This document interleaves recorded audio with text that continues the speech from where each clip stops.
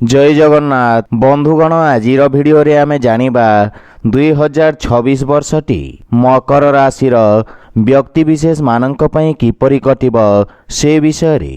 एही वार्षिक राशिफल ग्रहंक स्थिति और चलन को नहीं आधारित एवं ग्रहंक स्थिति और चलन आम जीवन रे बहुत प्रभाव पकाई थाए। एही वीडियो रे आमे आर्थिक जीवन, शिक्षा, व्यवसाय, पारिवारिक जीवन, वैवाहिक जीवन एवं स्वास्थ्य विषय रे संपूर्ण विस्तार भाव रे जानिबा। किंतु ता पूर्वरु आम चैनल को जो माने नुआ करी आछंती तले थिबा लाल रंगर सब्सक्राइब बटन को दबाई आम चैनल को सब्सक्राइब करंतो और पाखरे थिबा घंटी बटन को दबाई ऑल रे सिलेक्ट करंतो काहेकि ना आमे अपलोड करिथवा प्रत्येक वीडियोर नोटिफिकेशन आपण सर्वप्रथमे पाई पारि। बंधुगण 2026 वर्षटी मकर राशि व्यक्ति मानक पई आर्थिक दृष्टि बहुत गुरुत्वपूर्ण हेबाकु जाउछि।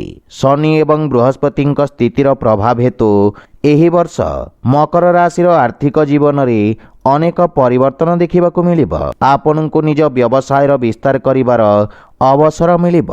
कुंडलीर तृतीय घरे शनिक स्थिति कठिन परिश्रम कले सफलता आनिब।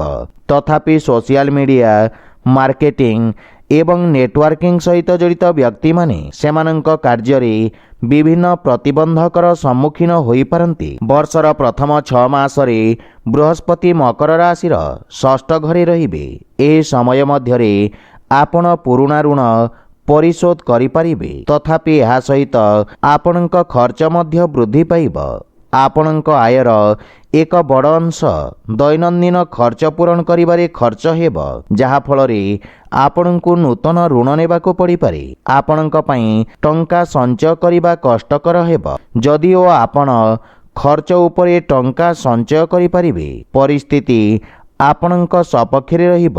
आपण आईनगत जटिलतारे फसी पारंती। स्वास्थ्य मध्य बहुत भल रहिबो नहीं। देवगुरु बृहस्पति मकर राशि षष्ठ घर छाड़ी 2 जून 2026 रे सप्तम घरे प्रवेश करिबे, जहाँकि आईन, शिक्षा, चिकित्सा, बैंकिंग एवं आर्थिक क्षेत्र जड़ित व्यक्ति माने एही समय रे उन्नति करिवार सुजोग पाइबे एवं आर्थिक उन्नति पई एक गुरुत्वपूर्ण समय। एही समय रे व्यवसायी माने मध्य अतिरिक्त लाभ पाइबे। आपण एक नूतन व्यवसाय आरंभ करि परिबे।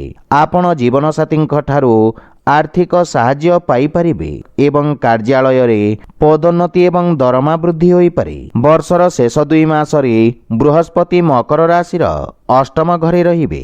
एही समय रे आपणको हठात आर्थिक लाभ मिली पारे। आपण पारिवारिक संपत्ति पाई पारंती। एही वर्ष राहु मकर राशि द्वितीय घरे एवं केतु अष्टम घरे विराजित रहिबे, जहा फल रे आपण शीघ्र किछि रोजगार करि परिबे। राहु आपणको विलासपूर्ण अवस्था आड़कु ठेली देब, सेथि पई निज खर्च को नियंत्रण करिवार प्रयास करंतु। केतुर प्रभाव हेतु आपणको निवेश प्रति सतर्क रहिबाकु पड़िब, अन्यथा आर्थिक क्षतिर संभावना रहिछि। आपणक पई प्रतिकार हेला आपण प्रत्यह हनुमानक पूजार्चना करिबा सहित हनुमान चालीसा पाठ करंतु एवं शनिवार दिन शनिंक आगरे राशि तेलर दीप लगांतु, शुभ फल पाइबे। तो बंधुगण एहा थिला 2026 वर्षर मकर राशि वार्षिक राशिफल विषय रे। जदि भिडियोटी आपण मानकु भल लागि थाए लाइक शेयर और कमेंट करी जणांतु एवं आम चैनल को सब्सक्राइब करंतु। जय जगन्नाथ।